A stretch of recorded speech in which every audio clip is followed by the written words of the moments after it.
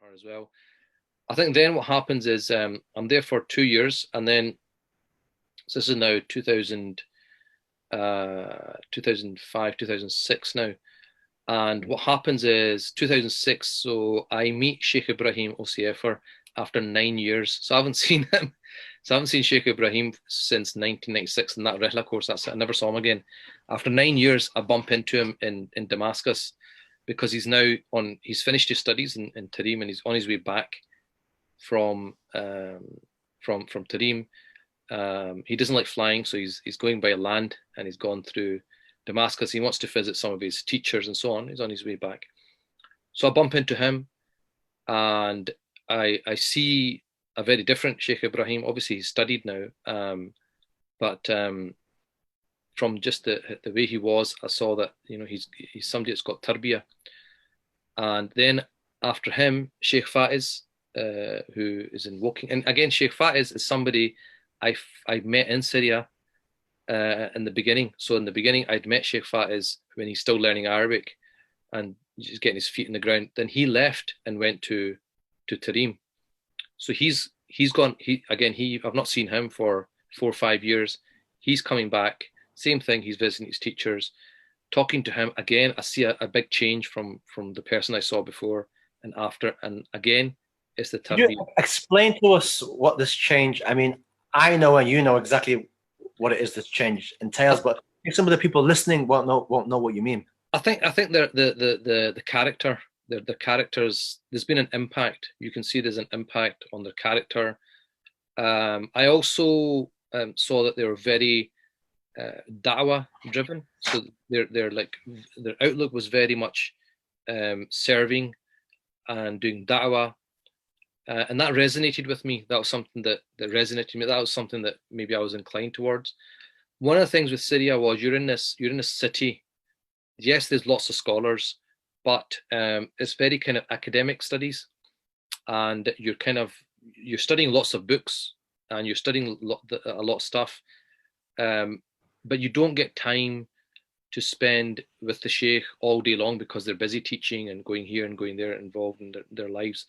So we got that aspect, but what we were missing, I think, was that suhbah meaning companionship, spending prolonged periods. I had experienced some of that, but not for like prolonged periods. You'd get like Sheikh Riyad al-Khirki, I spent a lot of time with him, but again, he had to go and teach, had to do other things as well with his life. So I think that was the one thing I felt in myself personally I was missing. So I had come to the end of my academic studies in the sense that I've done the 4 books in Aqidah, I've done 4 books in fiqh, I've done 3 books in language or whatever it is. And I knew all the kind of, by that time you've worked out what the program is and all these different sciences, and you've got to a certain level. And there's no, you can keep going forever. It doesn't stop. So you can go on and on and on and on. You have to get to a point where you think, right, I've done enough now. So then I'm thinking, right, okay, I've done this, I've got my fiqh, I've got my language, I've got my aqidah, but the one thing I've not got is tarbiyah yet. I'm not happy with my character yet. I'm not happy with my state of my heart yet. So we'd studied it, but I wanted to do more work. When I saw these brothers, I felt that they had taken that from the place they'd studied. So obviously they told us about Habib Umar and the Ba'alawis and what texts they study and what they study and the environment and so on. And I thought, yeah, this is what I need. This is the one thing I need before I go back to the West, because I can't impart tarbiyah to other people if I don't have the tarbiyah myself. And there was a lot of pressure. By that time, there was a lot of pressure because what was happening was 2006, I was regularly going back to Glasgow. So every kind of year I'd go back, and I'd still get involved in da'wah projects, especially in Ramadan, Radio Ramadan. I would get involved in radio programs.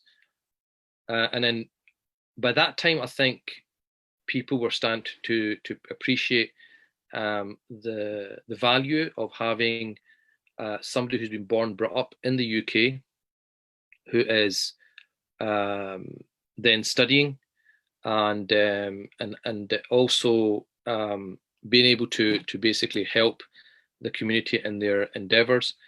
So at that point, people started to say to me, look, you need to come back. We've got all these things that are happening in the community. You need to help us. But I felt that I've not finished yet. I still wanted to study more. So I thought, look, I need to do this before I feel that I'm ready to settle down. And the thing is, it's difficult because you've been going for quite a while. You're at the kind of I'm in my late kind of 20s now. And so 2006, Sheikh Radwan finished, my partner finished a year before he went back to Scotland. And 2006, my father got very ill. And he was saying, look, come back home because he was going to have a triple heart bypass. At that time, the war happened in Lebanon, if you remember, Israel and Lebanon for about a month. So this was, Damascus is half an hour from the Lebanese border. So we could hear, we could actually hear some of the bombs going off. And so obviously my father's like, look, there's a war going on, get back home. I'm like, look, Dad, it's fine. You kind of placating them. That's fine. It's miles away. Don't worry about it. Because I had this book I needed to get finished. I thought I need to get this big book done. So you're just like in your world. And you're young, right? You're in that. If I die, I'm shaheed anyway, right? So so Bismillah, right? So what, right? In the path of Allah, innit? So anyway, I finished the book and I thought, right, okay, khalas, my father is going to go for operation. I'll come home. So I came back. And 6 weeks later, my father passed away. So that was quite difficult because, again, I'm the youngest, so my father was, all the other my siblings had got married and had children, and they were set in their life, and I was only one. Okay, he'd seen me got married, so he was a bit happier, married, class. And I think what happened was it got to a point a couple of years before he passed away, when he saw that I'd been doing this for a number of years, and I wanted to do this, and this is a path I wanted to go down. He actually said to me, at one point, he actually said to me, look, just keep doing what you're doing. The only thing is, I want you to become the best at whatever it is. So I think it got to a point where he'd kind of realized that I'm determined. And also 9/11 had happened. So this is post 9/11 now. And he's now seeing the community panicking. He's seeing that there's nobody to speak on behalf of the community. All sorts of questions are getting asked about Islam. And then he started to see the value. I think he must have thought, well, okay, my son will be one of those people who could articulate, can answer these questions, who can now, this trauma that the community is going through can guide them through it. So I think he started to see what it was that I was trying to achieve. And I think at that point he thought, right, okay, I can see what you're going to do or what you want to do. Bismillah, I'm behind you now. And you just do what you have to do, but do it to the best of your ability. And so he passed away in 2006, and he'd said to me, a number of occasions, if I pass away, I want you to do my janazah. So alhamdulillah, I managed to do his janazah, and I think that was also there was a certain impact of his death, because when I did the janazah, I've got a big family. I've got a lot of relatives in Glasgow, and when obviously they're used to seeing the imam leading the janazah prayer. They're used to seeing the imam burying the person. But when I was at the graveyard, obviously it's my father, and I made dua, as a son would for his father, and obviously came from the heart, but it affected a lot of people, and nearly everyone in the graveyard was crying.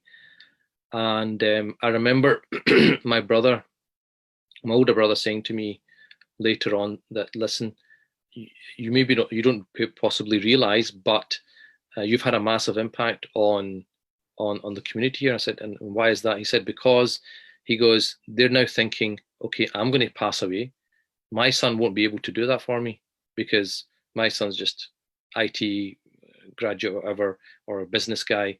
But my son will not be able to lead my janazah prayer, will not be able to make a dua like that for me, will not be able to do all the things you're able to do.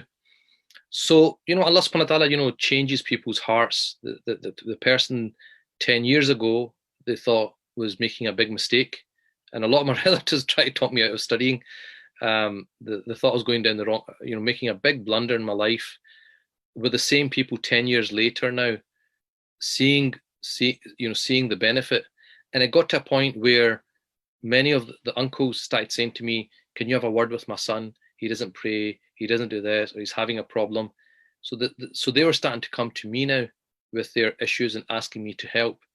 So it takes time sometimes for the community, because even a lot of even the kind of activist kind of religious people, we're all like kind of become a lawyer and kind of be active rather than becoming a scholar. But even them, over the 10 years, they started to shift, and many later actually became students of mine and studied with me. So as difficult as the journey was, I think you start to see Allah subhanahu wa ta'ala changing things. So that happens. I'm 30 now. And again, there's a lot of people are saying, look, khalas, now stay and just stay in the community and don't go back to study. But what happens is I thought I need to be there for my mother especially. So I delayed going to Yemen. So I thought, no, I want to go a couple of years and just get this last part of my journey done. I wasn't really going for the academia. I'd done all the fit kind of less subjects, all that kind of stuff. I was going more for my own personal spiritual development. I wanted to spend nights praying tahajjud and getting my Quran and getting my adhkar, all that stuff sorted out, and doing some spiritual texts. That was the stuff I was looking forward to. But because my father passed away, my mother was in her iddah. I decided not to go until my mother had finished her iddah. So I delayed it. I was back for about 6 months, and then I went out again for my final leg of the journey with my wife, and we were in Yemen for just under 2 years, and then I came back to the UK at the age of 32, and so I've been back for now just over 10 years, alhamdulillah.